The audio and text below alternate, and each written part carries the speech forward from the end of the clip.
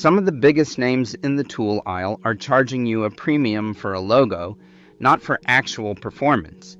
Meanwhile, a few brands most people walk right past are quietly making some of the best tools you can buy. Today we're going through which brands the DIY community commonly says aren't worth the markup, and which ones consistently punch above their price tag. Before naming any names, it's worth being upfront about how to actually judge a tool brand, because price alone tells you almost nothing useful. What actually matters is the warranty and how the company handles it, the availability of replacement parts and batteries years down the line, independent third-party testing and teardown reviews rather than the brand's own marketing claims, and how the tool performs specifically for the kind of use you're planning. An occasional homeowner project is a completely different demand than daily contractor use, and a tool that's overkill or underkill for your situation isn't a good value no matter what it costs. It's also worth saying up front that quality within any single brand's own lineup can vary wildly. A brand can make a genuinely excellent flagship product while also selling a budget line under the same name that doesn't hold up nearly as well. So painting an entire brand with one broad brush is always a simplification of a messier reality underneath. With that framing in mind, here are brands that come up repeatedly in DIY and contractor communities as commonly not worth their premium price tag based on widely shared consumer opinion, independent reviews, and forum consensus rather than any single source. Several well-known department store hand tool lines get criticized for having quietly moved manufacturing overseas over the years while keeping premium pricing, with users reporting the fit, finish, and lifetime warranty experience isn't what it used to be decades ago. A few big box exclusive power tool lines get called out for locking you into a proprietary battery ecosystem while offering middling performance compared to competitors at a similar price point, meaning you're paying an ongoing tax every time you need a new tool in that family. Certain prosumer branded lines sold primarily through big box retailers get criticized for using the visual language of professional grade tools, rugged casing, aggressive branding, without professional grade internals to match, essentially selling the appearance of durability rather than the real thing. Some long-standing hardware store paint and finishing product lines get dinged by painters and DIYers alike for pricing near premium competitors while underperforming on coverage and durability in independent comparison tests. A few extension cord and electrical accessory brands sold at a premium get criticized for using thinner gauge wire than their pricing would suggest, which matters more than people realize for both performance and safety on longer runs.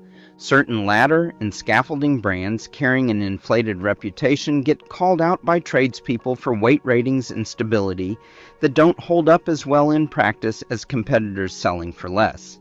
And a well-known home security and smart lock brand gets frequent criticism for charging a significant premium over comparable smart home competitors while requiring an ongoing subscription for features that competitors include standard. Now for the other side, brands that consistently come up as delivering real value for the price, according to the same kind of community consensus and independent testing. A major Japanese power tool brand, known originally for automotive tools, has built a strong reputation among tradespeople for genuinely durable cordless tools, and a battery platform that stayed compatible across many tool generations, protecting your investment over time. A well-regarded professional-grade cordless line, while priced at the top of the market, consistently tests at or near the top in independent torque, runtime, and durability comparisons, which is part of why it's become something of a default choice on many job sites despite the higher upfront cost. A brand built specifically around a lifetime warranty on hand tools has earned loyalty by genuinely honoring that warranty without hassle for generations, making the relatively modest price premium over generic alternatives feel justified over the life of the tool.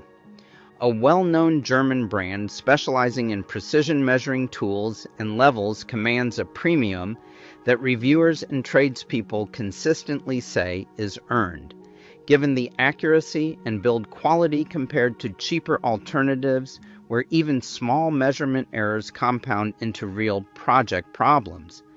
And a value-focused big box house brand covering basic hand tools has built a surprisingly strong reputation for offering a genuinely no questions asked lifetime warranty at a fraction of the price of premium competitors, making it a favorite specifically for tools you don't use constantly but still want to trust when you do. There's an important nuance worth adding here, sometimes summarized as buy once, cry once in DIY circles.